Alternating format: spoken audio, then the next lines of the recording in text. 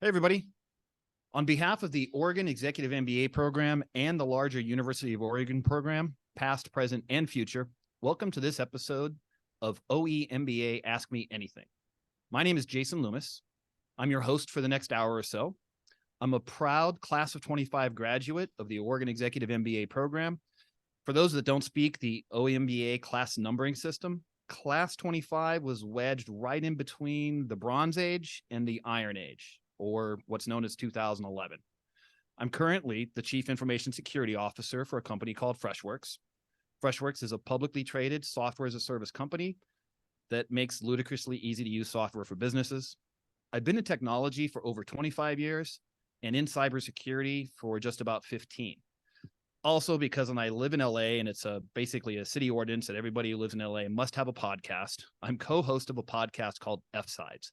It's about the human side of cybersecurity. We're about to launch its third season, coincidentally, with a co-host who is another U of O alumni, Erica McKellar. Cybersecurity, like any field really, can be a really small world. And it's that small world where I met our guest. Not only is he co-founder and CEO of a cybersecurity company, but he's also, he's an amazing networker. And not the networkers that are trying to sell you stuff on LinkedIn, but real connectors, the ones who connect to others. My guest coordinates the cybersecurity dinners in the Los Angeles area for cybersecurity executives and other fellow cybersecurity nerds like myself. And it's through those dinners that we met and became friends. So before we get the formal introduction to who this is and we kick this off, I'd like to remind each of you that if you have any questions, to please use the Q&A function within the Zoom webinar. We're going to be reserving the last portion of this session, about 15 or 20 minutes, to answer questions from the audience, including questions during registrations that were submitted and the questions we get via the Q&A function. So now, without further delay or ado, Dave Cole has over 26 years of cybersecurity experience and technology experience. He's held leadership positions at Deloitte and ISS. He's ran product at large cybersecurity companies, CrowdStrike and Tenable. Dave is a frequent spokesperson on the topic of cybersecurity. He spoke at NBC, CNN. He speaks at cybersecurity conferences like RSA and Black Hat. He's a member of the board for the University of Michigan School of Information, and he also co-hosts his own Security Voices podcast, which is now in its fourth season. His latest endeavor is as CEO and co-founder of OpenRaven. OpenRaven is a post-Series B company that pioneered the Data Security Posture Management, or DSPM, cybersecurity product category. Yes, we love our acronyms in cybersecurity, but hopefully during this session, Dave is going to kind of explain what that means. Welcome, Dave.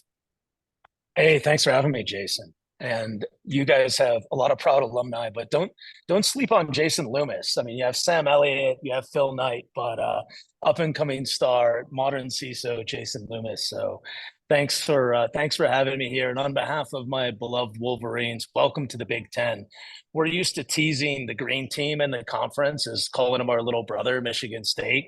We will no longer be able to do that. We're looking forward to epic battles with the Ducks starting next year. So it's good that we're doing this while we're still on speaking terms, at least inside football season. That is, are we going to be able to remain friends? maybe I think so. Outside of football season. Okay, I hope so. That's awesome. All right, well, I was going to start light and easy, but you just went right at it, right at the guts of University of Oregon with football. Cool. Let's just start let's start with who are you, and what got you to this point? just the easy stuff. Let's do some softball ones. Who's Dave Cole? Yeah. So look, I grew up in the Midwest, born in Ohio, raised in Michigan, and I think as much as it's a part of history and it's ancient history at this point, it's important because I realize like so many people that grow up in a small town. I grew up on a dead end street in front of a swamp. You realize, oh God, I've got to get out of here. There's a lot more world to see.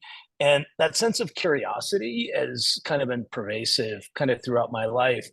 And that drove me to do any of a number of things, go off to University of Michigan. And then from there, I fell in love with Los Angeles. And the only job that would get me to LA was this job in information security, which is what we called it in that day, 96, before we called it cyber. And, so I took it, I went for it. And it's been, a long time ever since. So what got me here? one, like I knew I had to get out, like pragmatism. There's all these things like do what you love. Well, that's a nice thing to say. And I do love what I do and I enjoy it. But like sometimes it's do what it'll take to get you out of a crappy manufacturing town so you can get to the place you really want to be. And that was that kind of dual sense of like curiosity, pragmatism, and kind of spirit of adventure. I remember stepping off the plane from Tokyo, having spent a summer, traveling Asia. I spent another one traveling Europe. And I think, being from a small town, being in a place where you didn't get that exposure, like kind of drove my curiosity, my sense of adventure. And then along the way, just a lot of risk taking. And I see a lot of people kind of stumble on this. They're afraid to take a lesser title. They're afraid to take less money or so on. Kind of throughout my career, I've looked at it and said, is this a good shot? Is this a good opportunity? And I think anybody who's kind of opened that kind of risk taking doesn't let their ego get in the way. Like that's been a big part of like of how I had some success and the failures along the way. You can't be afraid to skin your knee. They're inevitable as you go through this journey, and a lot of luck as well, and a lot of fortune along the way. It's I've seen incredible teams. I've been on incredible teams where we just haven't done well, and then been in teams that weren't so great that IPO'd. So you can't anybody who has any measure of success, you kind of look inside, but also you have to be honest with yourself. Sometimes you just get lucky and serendipity comes your way. Yeah, man, risk taking and entrepreneurship, I've never heard those two together. That just doesn't make any sense at all. It is, that's awesome. It is all about risk and having, that you nailed it with the trust, right? Not the trust, I just came out of a trust conference earlier today, I swear. Having the luck align with, the risk taking and the entrepreneurship and the capability. Yeah. So I'm going to ask you a question you never get. I bet you've never been asked this question ever. Why did you start OpenRaven? Yeah, there's both the commercial opportunity and then there's the personal side of it. Because there's always that element. And when you start a company, there's no boundaries anymore. Like forget about your boundaries. Like it's not that you can't have work-life balance. I do, but the boundaries are really gone. It's such a personal thing. And a lot of your identity gets wrapped up in it too, whether you like it or not. And yes, risk taking is there, but I think a lot of people don't understand the risk. They think, oh, well, the risk is that the company will fail. It's like, yes, but you understand how much of your heart, your energy, your identity will be wrapped up in that too. There's a lot more behind that kind of risk taking than I think people see on the surface of it. But when it comes down to OpenRaven, first off, when I was at CrowdStrike and Tenable, we started struggling with the data problem when we were building our platforms. GDPR came in, the General Data Protection Regulation out of Europe, and all of a sudden we started getting some really uncomfortable questions about where our data was. Did we understand it? Was it classified? Was it protected in the right ways? And the honest truth was we were moving so fast and there was no tools for it. We didn't know. And so I started asking around in 2018, 2019 is kind of turned my attention, really more 2019. We're doing a lot of research and found out that a lot of other people had the problem too of just data sprawl and losing track of it at scale. So we looked at it and said, this is like, there's a big problem here. And it's a problem that like you could build an entire new category on. All of the other data security companies at the time felt kind of tired and old school. There weren't a lot of them. So we said, there's a huge mountain that can be climbed and we can claim it. We can actually be the kings of the category and build something iconic and protect people's data, solve a real problem. And that was the commercial opportunity. Anytime you get a chance to pioneer something, there's both a lot of pain there, because you're Lewis and Clark, like hacking through, trying to figure out even what you're supposed to be building and how to charge people for it. You have to answer some really fundamental questions that you don't when you're playing inside an existing category and just kind of building a better mousetrap. But having said that, like that excites me. And that was the big kind of opportunity. On a personal note, I was at a place where I was like, am I done with cybersecurity? I mean, I've done these things. I've had a lot of success. I've kind of at a point to where I could stop. But if, and I play it forward, and I did this test that was like, all right, deathbed, if I don't start a company, am I going to feel fulfilled. And like I left something there as an adventure I didn't have. And I didn't test myself in that way. And I didn't become that person that I would have been if I went through that kind of trial, that experience. And the answer was, I just looked at it and said, no, I can't not do it. I have to go through that adventure, that journey, have those learnings, and see if I can scale that mountain and what will come out the other side. Because I knew at the time, I had a sense. I now know it profoundly, but I've been working alongside entrepreneurs where it was their company. And of course, you're standing there, you're like, oh, I'd never make that decision. Oh, I do that way different. And it's like, gosh, this seems so obvious. And I was like, I bet I can do it better than those guys. And it's been humbling, it's been enlightening, it's been a huge journey along the way. But that was part of it too. I just had to know. Again, going back to that kind of curiosity and risk taking, they kind of collided in that instance and said, I've got to figure out what I would do, what I would make, and how what it would look like on the other side. I have to know. So you pioneered, you said you really pioneered the I'm going to give the acronym again, data security posture management. And I want our audience to, I want to kind of break it down. I thought I was going to ask you to explain it like a fifth grader, but then it just popped in my head. If you've ever been in front of an investor, sometimes they're the same, where you might have to dumb things down a little bit for the investor. Can you explain, like you're explaining to an investor or / a fifth grader, what data security posture management, what your product does? Yeah. So when companies build out cloud platforms, and literally like any company, like a Freshworks is a SaaS company, you log in, you don't deploy software. Behind every one of those things, whether it's the Amazon storefront, or whether it's ServiceNow, or whether it's Salesforce, or whether it's Uber Eats, is a cloud platform. And building those cloud platforms, they accumulate a metric ton of data. And what happens is a whole bunch of people are responsible for working with that data and handling it.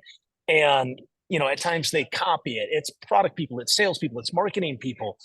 And over time, the data kind of sprawls everywhere, and you don't really know what you have anymore, where it even is, how it's protected.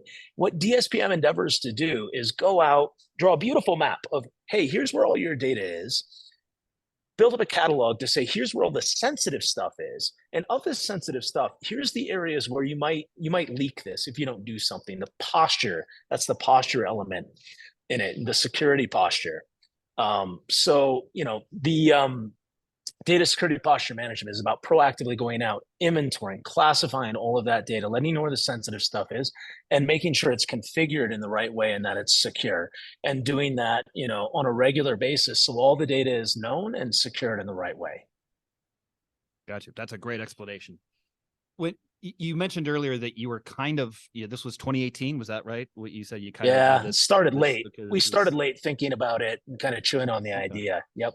So there were other people in that market at that time, or kind of coming into that market? Nobody. Yeah, it was nobody. There was a handful, but they were all doing, different variations of data loss prevention. And there was a number of privacy companies. There was kind of, what we saw was really two different sets of solutions. On one side, people were building things on the privacy side. And they were building things because with GDPR and with other privacy regulations, if you say, hey, delete all my data, there needs to be a system that supports that, or the right to be forgotten, RTBF. There needs to be systems that support that.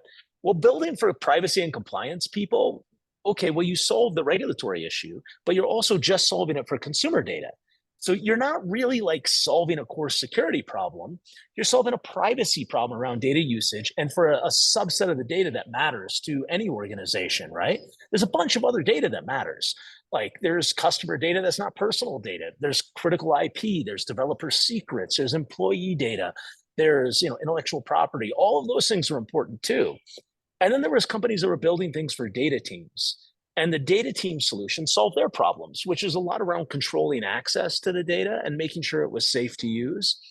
In the middle was the CISO, who looked at this and said, wait a minute, who's responsible for the safety of all this data? And not just the data that we're using in data science, not just the data that we're using for privacy, the consumer data, but all the data. Because if there's a leak, who does it come back to? Who is it on? It's on the security leader. So at the end of the day, we looked at it and said, there's a gap. There's a critical gap in the middle that needs to be addressed for the CISO. Let's go after that gap And what's happened over time is a whole bunch of people said, "Oh, yes, that's a huge gap." Like, so to a certain degree, like you look at it and you're like, "Oh my God, there's all these companies in it now." It's like, yeah, that happens. I mean, the capital markets of 2020 and 2021 were bonkers. So it was super easy to raise money.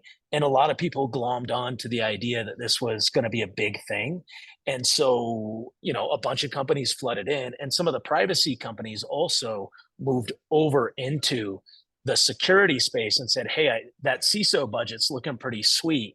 During the pandemic, a lot of the privacy budgets just dried up because people weren't asking to have their data deleted. They weren't asking, to have their data pulled for them and so forth. They were dealing with more important things, bluntly, at the time.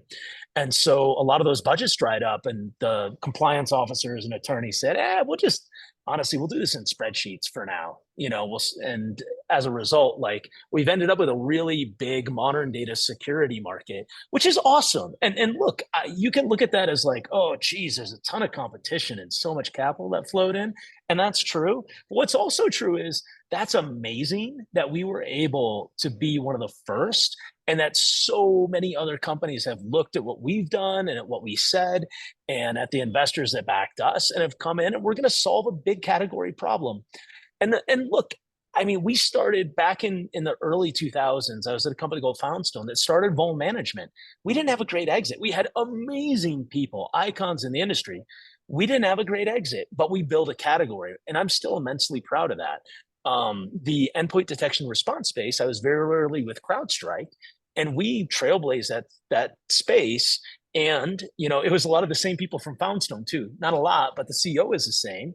And we won that market partly because of the timing. The timing was amazing, and it lined up, and we did a great job and had a great team. And lo and behold, CrowdStrike's a giant today. So, for me, I look at this and say, like, the category creation thing, it's swinging big. It's a Babe Ruth, Otani style, like, swing for the fences. Sometimes you get there, sometimes you don't. And, a lot of it does come down to timing. There's a saying, it's like, you can either have the best idea, the best team, or the best timing. What do you choose? And, it's the best timing. It really is, because that can make up for a myriad of other factors. So, we look at it like, did we have the best timing? Probably not. Candidly, like, we probably would have been better off starting a couple years later. But having said that, you get what you get, and we're immensely proud of what we built, and we're excited about what we're doing now too. But yeah, there's a lot of companies in it now, but you can look at that, and any, like, entrepreneur who's afraid of competition, why in God's name did you start a company? So bring it on.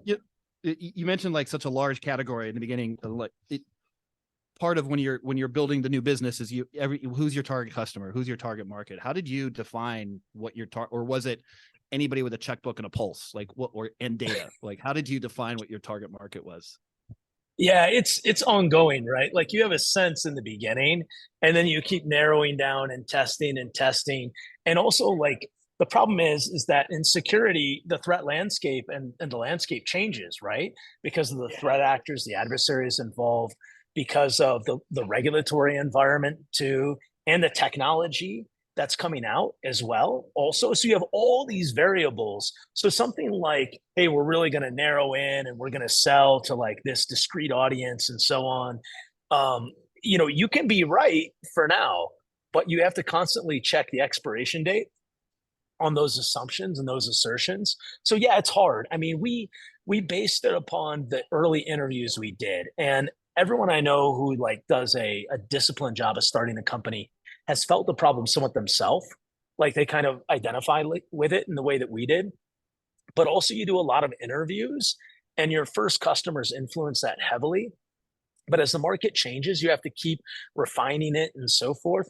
Like, right now, we're moving into SaaS. We're doing a lot of work on Google Workspace, on G Drive.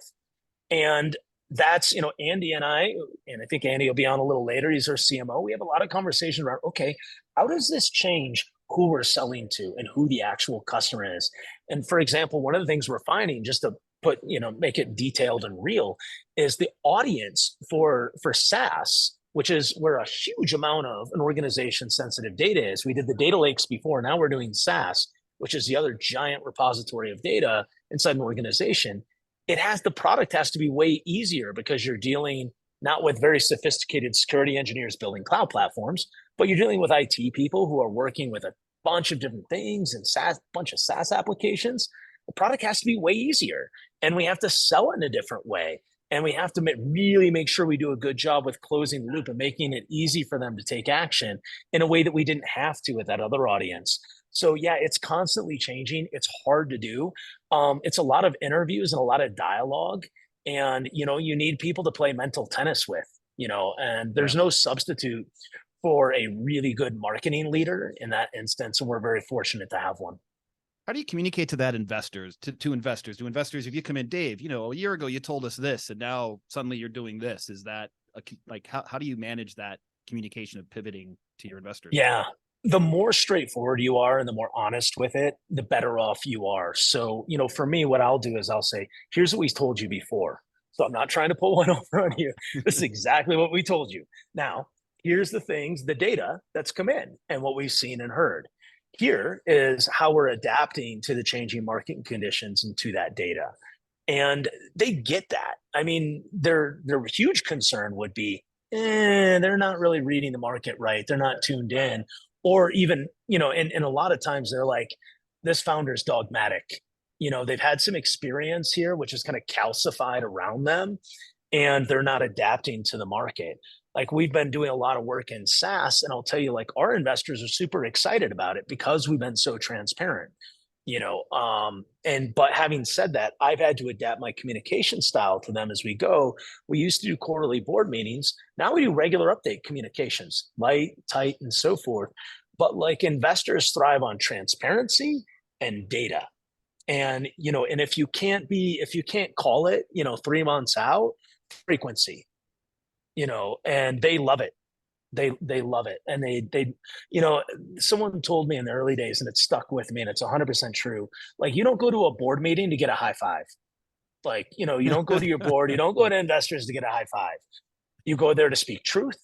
You go there occasionally to get help and support. But at the end of the day, like, you got to be transparent, you got to be data driven, and you've either got to be frequent with your communications, or you've got to be consistent at regular intervals. Like, that's what they're looking for. And I mean, we've been fortunate, we've had good investors, but I think a lot of it's how you manage them too, and that's what I've found that works. Did you find I may have misheard this, but did you say it was a lot easier to get funding in 2018 when you first started compared to now? Did I hear that right? Like, Yeah, was it I mean, you get a seed, you get a seed, you get a seed, were they handing it out? And was it, so my first question was it easier than it is now? And I think that's a trick question. I think it's going to be yes, but was it easier now? And if so, did you have to find investors that knew cybersecurity, or was it like, what was that like? Like, you seemed like a very specific new acronym focused on data and security. Is that who invested in you, or did you go broad with talking about that? And the honest truth is, we didn't know how to position what we were building at that point too. I mean, that's new category, right? You don't know exactly what the feature set is. You don't know exactly what to call it. We said it's like a CSPM for data. We weren't going to say DSPM. Yeah, we were like, no, but you don't want to claim an acronym. We're like, oh, well, this is DSPM, and everyone looks at you like, dude, you just created an acronym. We've already got enough, right? What are you, Gartner? Well, yeah, exactly. So once Gartner said it was like, okay, the coast is clear, we can start using it now. But we were very fortunate. Like, I'd had a couple exits with CrowdStrike and Tenable. I've been in the industry for a long time, so it was super easy to raise money back then.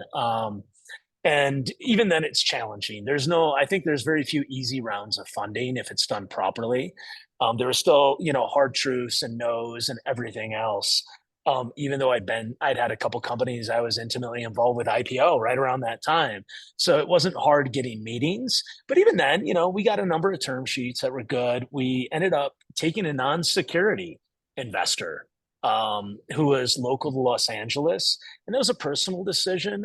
There was a woman there, Kara Nortman, who I very much wanted to partner with, and I wanted to be on the board. I wanted everyone on the board from day one, but it wasn't just that. She was the best person, I felt, of all of them that I wanted by my side through the journey, and I felt would be a great partner to the company.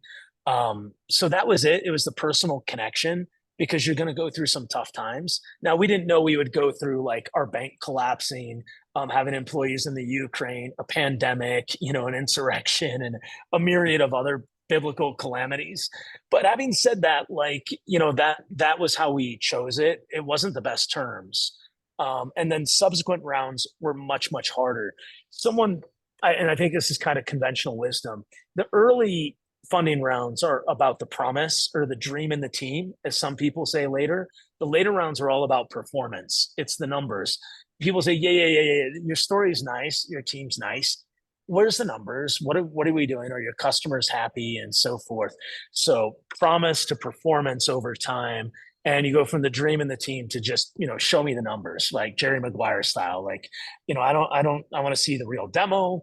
They'll talk to your customers, but they're also going to go out and they're going to pay an organization like Alpha Sites and GLG to go out and talk to people, who might have demoed your stuff that aren't curated by you. That's the brave new world. And you better hope they say good things. So always be nice.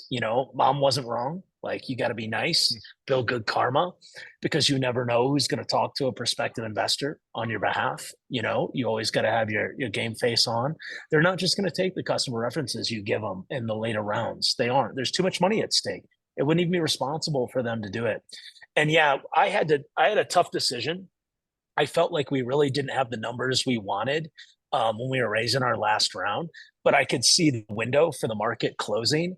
And the decision was, do I raise the round right now with not quite the numbers that I want, or do I raise it a little later with better numbers, but in a worse market? And I decided just to go for it. And we went for it. We raised a Series B with a great fund we couldn't be more happy with, called Pelion Venture Partners, right here out of Salt Lake City, where I'm at today. So yeah, but there's no easy decisions. It was incredibly tough. Yeah. Let's go into we talk a little bit about finance and funding. Let's talk, you mentioned Dream Team. How do you approach building your team? Like, how do you decide who comes on board and why, and, what gets them to work for a, scrappy startup? Yeah, I mean, you reach into your network, and this is why you see, I think, why there's so many problems with like gender equity and diversity inside young companies is you go back into your network, and it's a shame because it perpetuates a problem, and you have to be very intentional, like we did with our first board member, our first investor. But having said that, we reach into our network. Why do you do that? Well, you do it because you've got very few hires you can make. Every person, your biggest expense always, until you're much, much later along as a company, and probably even then, like 80% of your costs are people. If you are paying for someone at a seed stage who isn't getting the job done, you have to get rid of them very quickly. And in a small team, that's super disruptive. So what do you do to like diminish the risk? You go towards people and so, and really you're focused on two things. Initially, you just need people to make the product. You shouldn't be hiring for anything else. We hired sales too early the first time. We hired for marketing too early. If I could go back, I would have made those hires until much, much later. We would have just got by with, people probably much more junior than what we had, or with agencies, or now with a very large amount of AI and low code solutions.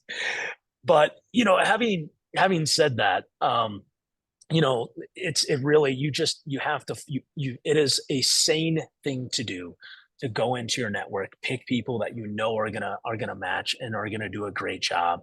The problem therein later is, if you haven't solved for diversity at that point and building a good heterogeneous team, because those are the ones that build the best companies, the best cultures, the best products.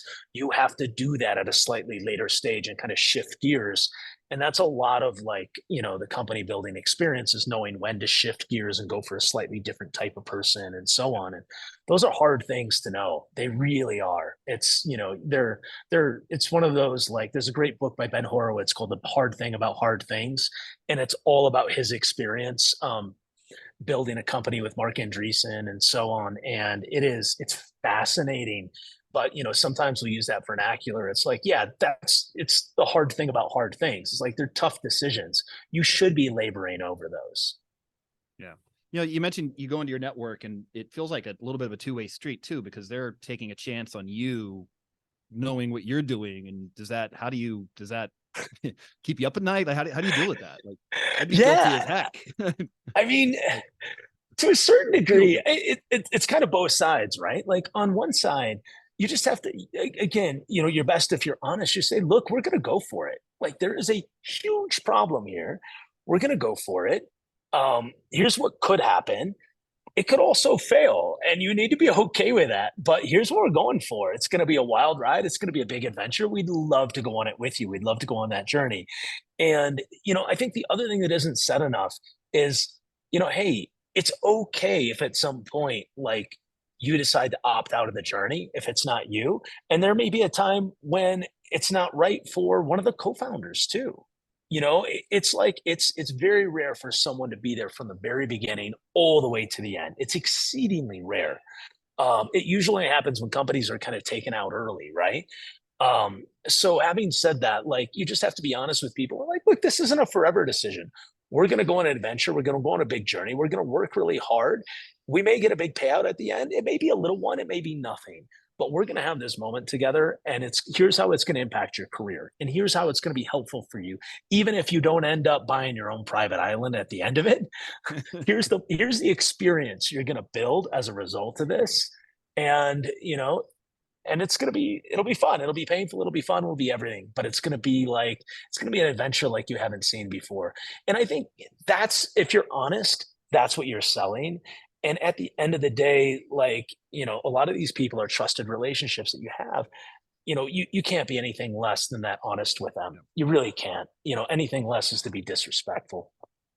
There's a famous saying, I'm sure you've heard it, about that culture eats strategy for breakfast. Is that even apply to a startup? Is there such a thing as culture? Is it just a bunch of people in your basement, working there? I'm not saying you work from a basement, but a bunch of people just working your butt off trying to build product? Or is there, like, do you actually proactively try to establish a culture with your team when you're building this company? Yeah. I mean, people see it in the decisions you make, right? And how you hire people, and the process you go through. They see it in the decisions you make. And man, I mean, we had the pandemic hit like right after, pretty much 6 months into the company. And we had all of the things happen with George Floyd and so on. We had an employee go through a gender transition. Literally like all of these moments were when the culture was built. So, I know there's a lot of folks who say, like, initially when they start the company, they're like, here's the culture of the company. It's like, dude, you're like 6 people.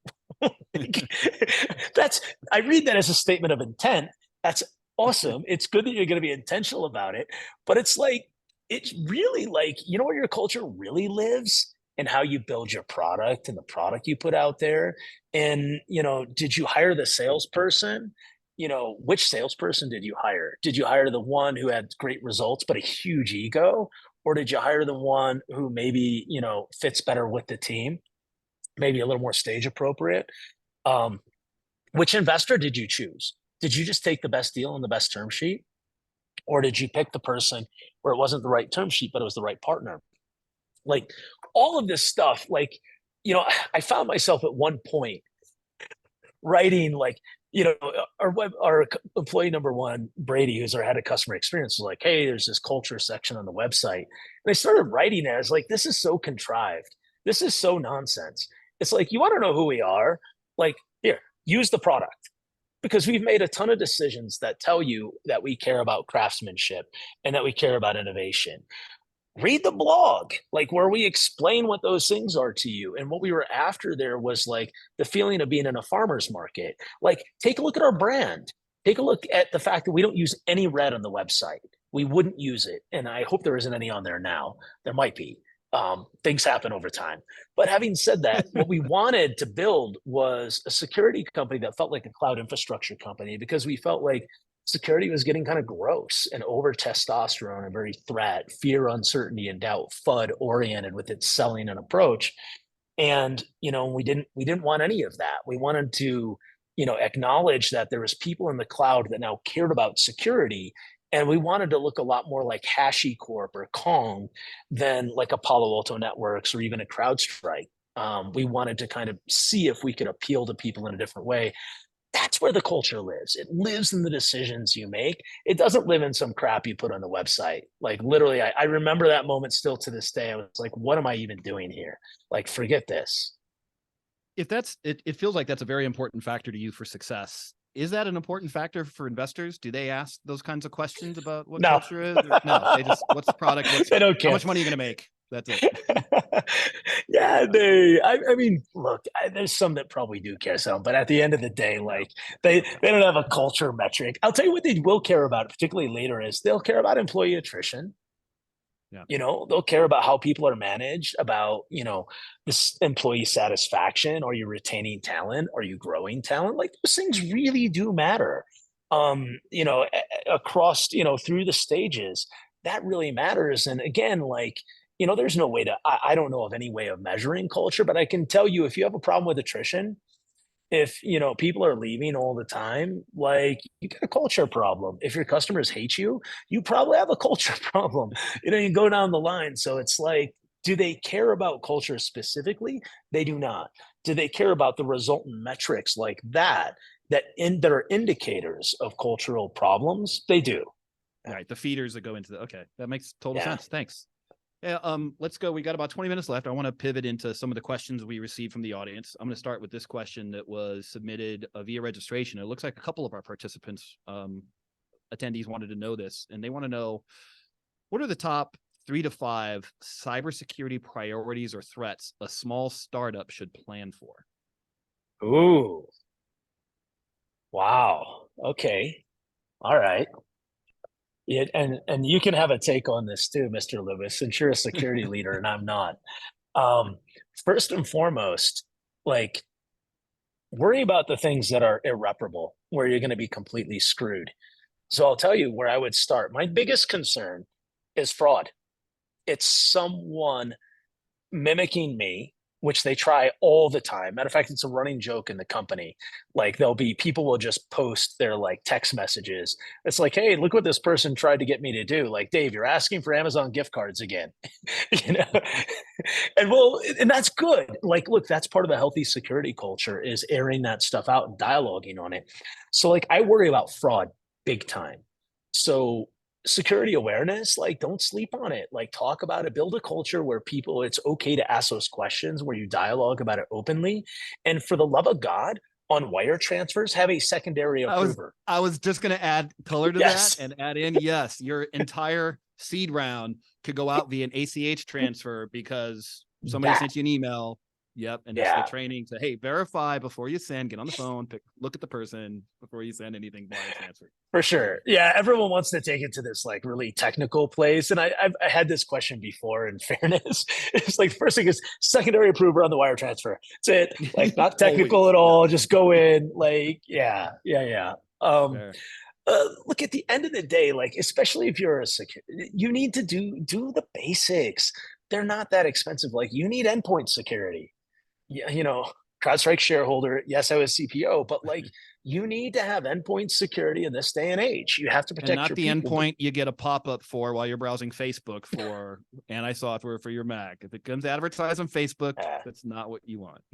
Yeah, reputable. There's Yeah. plenty of companies out there, but like you need to pay for endpoint security. You need to assess your external security posture.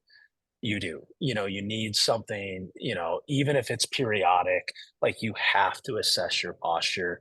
There's a number of other things too, but those are some of the basics, like, you know, culture of security, be wary of fraud. It could kill you, assess your posture. Peer coding, important. You got to be checking each other's mistakes. Yes, at the end of the day, you do need to do things like CSPM, DSPM as well. When you get to a certain size, it's too hard to keep eyes on your infrastructure and your data, doing it manually. And that's not just a security thing, that's a FinOps thing as well. You can be burning cash on stuff that like people just leave up and running.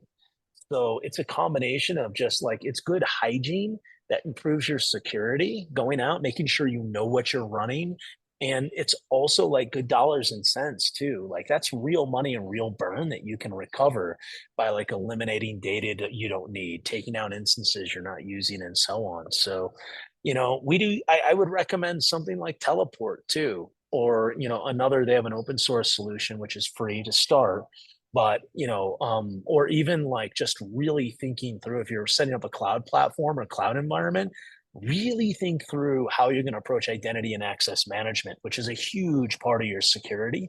And there's a lot of things you can do that are free, like setting good service control policies at the top, so which is where you kind of codify your hard nose in your environment. So if you're in the cloud, an AWS, an Azure, a GCP, like really think through your structure and how you're going to do things. And to the extent that you can, dynamically provision identities as opposed to using static credentials. Yeah. Well, we know you're genuine because you didn't open with number one by OpenRaven. So well done. Yeah. We have another question that came in. I think this was via the chat, not the chat function, the Q&A function we had. You mentioned your first hire was for your head of customer experience. Why was that role your first hire? What were your priorities at that time? Yeah, it's funny. It's an unusual first hire. I'm I'm not sure that would work for everyone. It's worked famously for us because of who he was. He was neck and neck with like the guy who's our head architect, head of engineering, head of product now. So, that's probably the more natural first hire is whoever's going to be, your architect, your lead engineer. Um, we hired Brady first because we knew that there'd be a ton of branding, there'd be website work, there'd be a ton of marketing, and even UX and company look and feel. And Brady was he had those skills, and we wouldn't have to pay for it or outsource it, and that can get really expensive. Now, mind you, this is before AI. The calculus might be a little bit different now, given what you can do with generative AI. But having said that, like Brady was super talented and could do many things, was willing to do anything we needed from marketing to product to so forth. And you need people who can play multiple roles in the early days and who are humble enough and confident enough to do whatever you need them to do, be it mighty and valiant or ignoble, right? So it was a combination of lots of skills. And we got by with him and I running marketing for a good stretch. We really did. And that saved us a ton of money on agencies and other people doing branding and so on. Like, nah, we'll do it all with Brady in house and build out the rest of it, just do it ourselves. So, and he does a ton of stuff for us on UX now too. So, that was what was behind it. It is kind of an unusual progression, may not be the right choice for everyone. Gotcha. Great. Thanks. Here's another one we received. We received apparently a couple questions about this regarding, and this is the hot topic, and you just mentioned it, regarding how businesses should think about the impact of AI on their cybersecurity strategy and posture. The question is, should a business allow just anyone to use ChatGPT, and what safeguards can you put in place? Yeah, you have to have a dialogue with the organization and set a policy. We've had to do it too. And there isn't one policy that's going to work for everybody. There isn't. You've got to make it appropriate to your business. Small business like us, but existential problem. For us, it was no code and no customer data. None of that can ever touch generative AI unless it's something that's a private instance that that where we know that the data is all staying, inside our environment discreetly and so on. Look, I think an organization today is foolish if you're not using generative AI. Like we've been setting up a demo environment.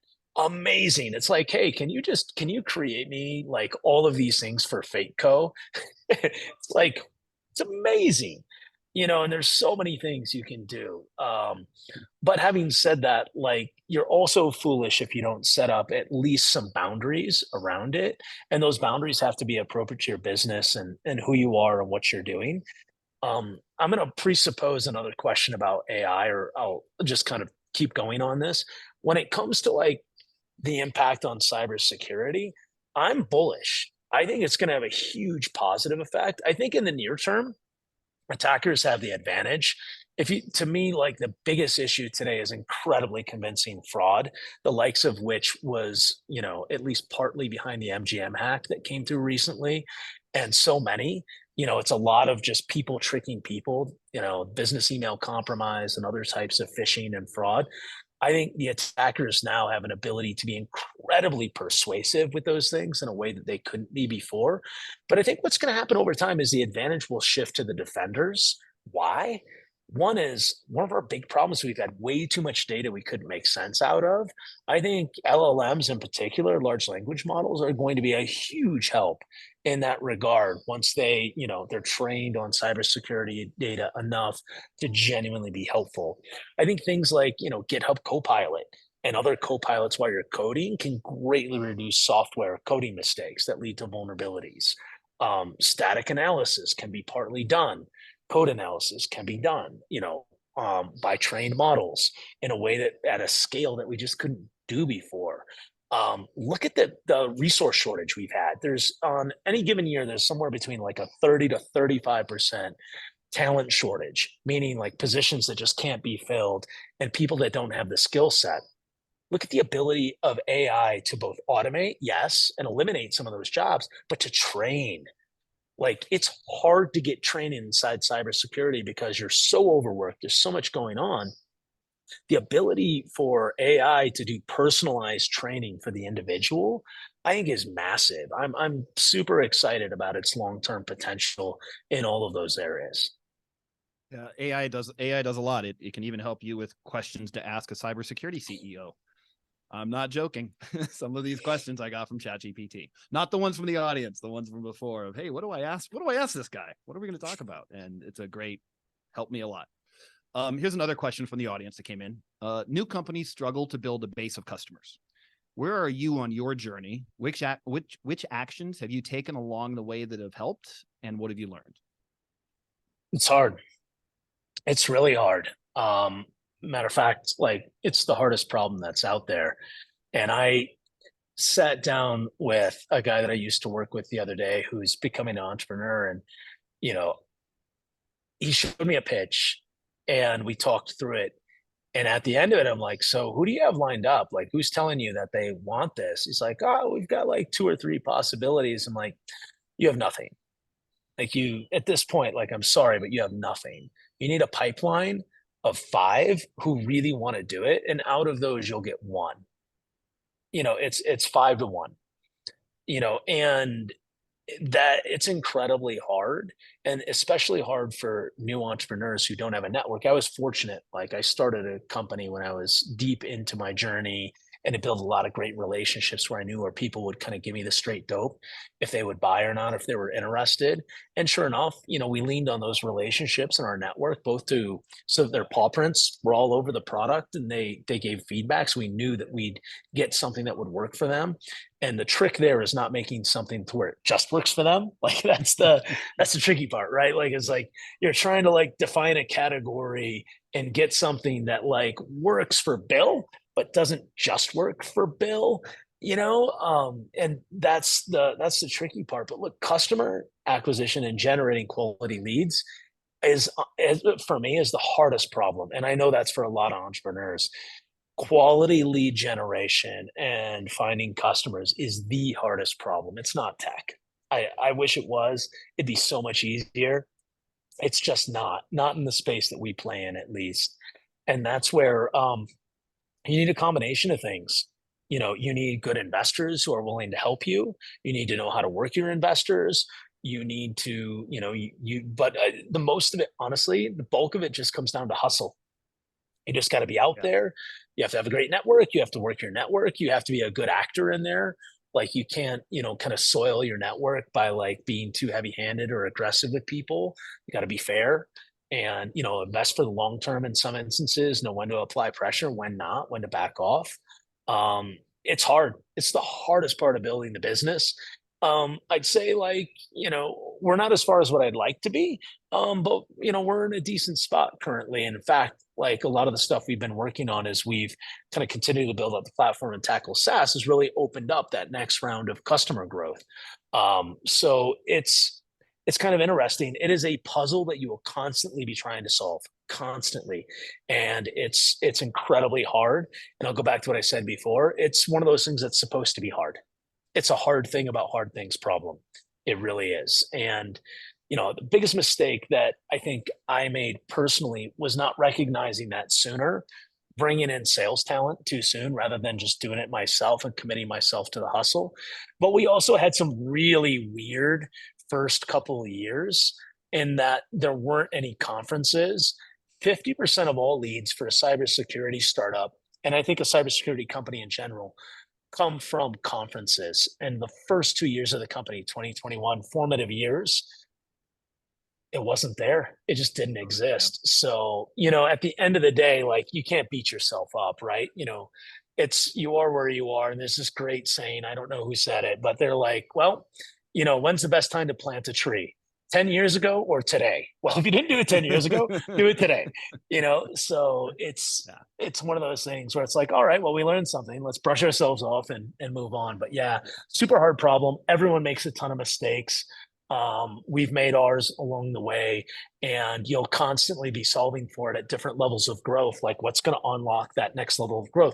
I ran a $2 billion portfolio at Norton of products, and I was constantly worried about how do we build customer lifetime value? What's that next upsell, that cross sell? Working on those portfolio mechanics. How do we reach new customers that aren't on a PC and so on? So even no matter your scale, you're constantly trying to solve that problem. Yeah. It's just existential for a young company. Yeah. Wow. Okay, here's a question we got submitted in advance. Came in. It said, what are the minimum funds needed to start a successful business? Given the state of capital markets, what amounts should founders be thinking about when raising seed or Series A rounds? It depends on what you're trying to build, is the honest answer. I mean, I think ultimately, you'll always want more money down the road. You'll always wish you raised a bit more. So just be aware of that. Like, we were offered more money in the last round that we didn't take. And I had my reasons for that. And I mostly don't regret it. But you'll always want more money and you'll always want more runway than what you have. I would say there's a lot of power, and investors love founders who can bootstrap for a while. And if you can get to a point to where you can bring in your first couple customers and build at least a basic product before you have to raise around, you'll be better off every time. And that's one of the things that I might have done differently if I was to go back. I was in a different situation, but I think if I was looking at this fresh, bootstrap as long as you can. But at the time that we started, capital was so cheap and plentiful, and I really didn't want to involve the family's money in the business.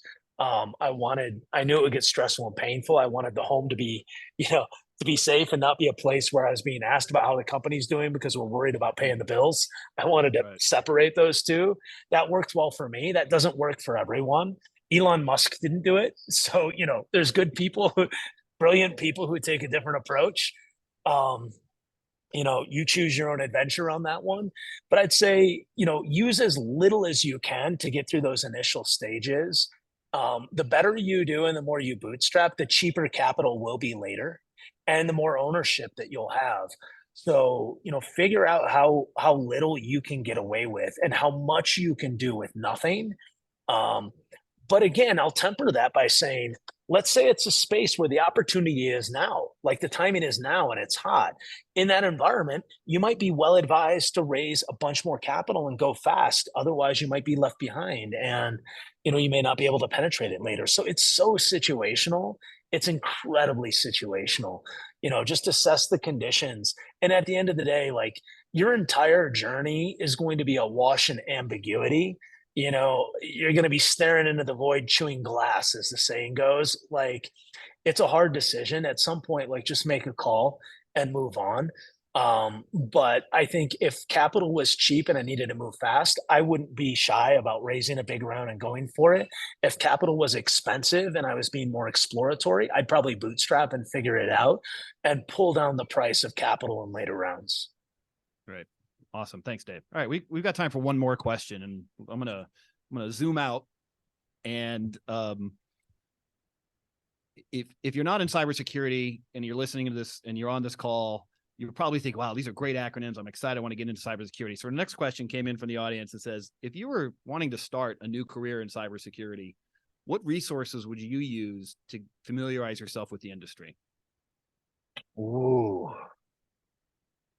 wow, what a question. I'll tell you, here's the terrible thing and the awesome thing about cybersecurity and joining it. The terrible thing is there's so much to know. It's such a huge industry that even like industry experts like me, there's entire swaths of the industry where someone asks me about it. I'm like, dude, I have no clue. Usually it's in the identity space, which terrifies me and I find hopelessly confusing and complex. I invest money there. I don't play in it for that reason. Um, so yes, it's complex, but don't feel like you have to learn all of it. Like it is a massive, massive hundreds of billions of dollars market. First off, figure out what interests you about it and don't be afraid to like bite off a piece of it so that you can manage some of the complexity. Secondly, I'd say the awesome thing about it is a lot of stuff that like, you know, that you learned, Jason, that I learned like 15, 20 years ago is totally irrelevant. It is. Like it probably doesn't really matter to you as you're starting up now. So like, dude, don't worry a lot about those firewalls. Like we did. There's a lot of stuff that like it may not the stuff from like 10 years ago, like, dude, don't even worry about it. Focus on the issues that are out there now and that immediacy and that and being very current. Like we need people who are current and who are learning trust and safety with respect to LLMs. We need people who are deep into some of the emerging areas of cybersecurity. We need people who are deep into software supply chain and are experts in that area. So find an area that you gravitate to, become an expert into it, and don't worry about building all that context. Now, where would I go for training? There's so many good things out there for training now. Like in learning AI, I'll tell you what I did. I went to Cohere University. Cohere has some great stuff. I listened to Latent Space podcast. It's an AI engineering podcast. Jason and my podcast, like part of the reason I started a podcast called Security Voices is I wanted people who are new to the industry to be able to hear the veterans talk and have a dialogue, listen to a dialogue with them so they could acclimate better. Use podcasts like our own in order to start to get your legs underneath you, like I'm doing with AI now. And that will help. There's a bunch of good training out there. I'll say the Cloud Security Alliance, if you're going to start, you might as well focus on cloud. Like I'll give away my bias, but like I wouldn't worry about racking and stacking servers. Cloud Security Alliance has some great materials out there, but don't sleep on things like Udemy and Khan Academy and so forth. Like there's some awesome content out there. Figure out what you want, pick an area to specialize, go out and do the courses, listen to the podcasts and so on. And the beautiful thing is there's such a need in cybersecurity that especially in those hot new areas that you can probably find an entry level gig. You can, but network too. I think that's the key thing that I would say as well. It's so important. I mean, I did very well in the industry up until the point to where like I was part of a severance action at Symantec and I realized, oh God, I didn't build my network. And everyone I knew was inside Symantec at the time. And I vowed, kind of in my mid 30s, I'm like, I'm never going to let that happen again, which is part of the reason why I network in the way that I do now is like you need that network around you. So I'd say start building your network too. Go to industry events. CSA has event, ISSA has events. There's a bunch of them. Like find a meetup in your area and start meeting people.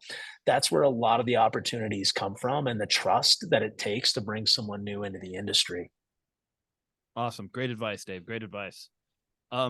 That does it. Dave, on behalf of University of Oregon and the OA MBA program, thank you so much for taking time out of your business schedule, business and busy schedule, and answering some awesome questions for us and having this conversation. We really appreciate your time, man.